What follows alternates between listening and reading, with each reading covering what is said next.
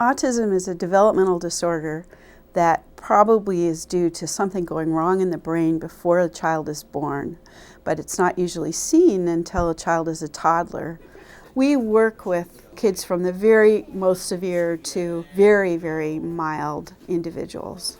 We see, U of M students who are usually very bright and often have all kinds of talents, but may have social deficits that you might call Asperger's syndrome.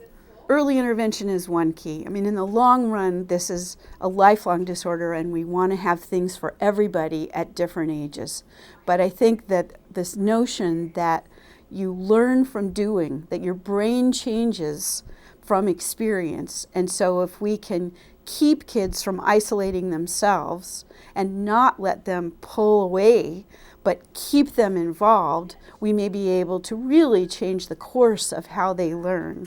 Just the idea of finding things that kids are interested in, looking to see what they do understand, and then trying to figure out how to make the rest of the world make sense to them on a step-by-step basis is part of what underlies much good treatment in autism.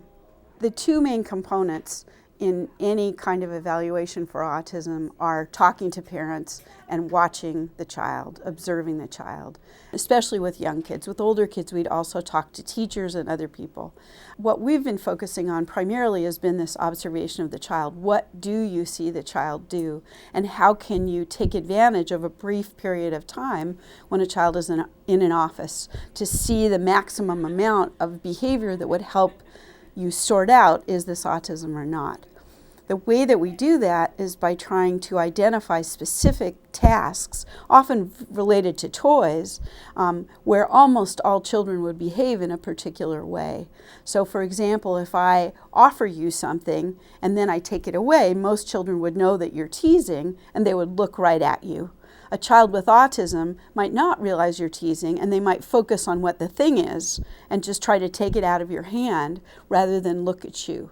I think it also is really helpful for families to realize that there are things they can do and that it is work.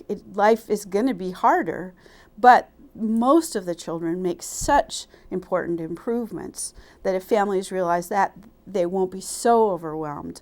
Many children with autism end up being in regular classes, graduating from high school, and can go on to college. I think where things become really hard right now is jobs, because we need services, we need support to try to find the right job. They need more help finding a niche than most individuals do. But I think things are so much better now than they were 20 or 40 years ago when I started this, that we have to keep hoping that things are just going to get better and better.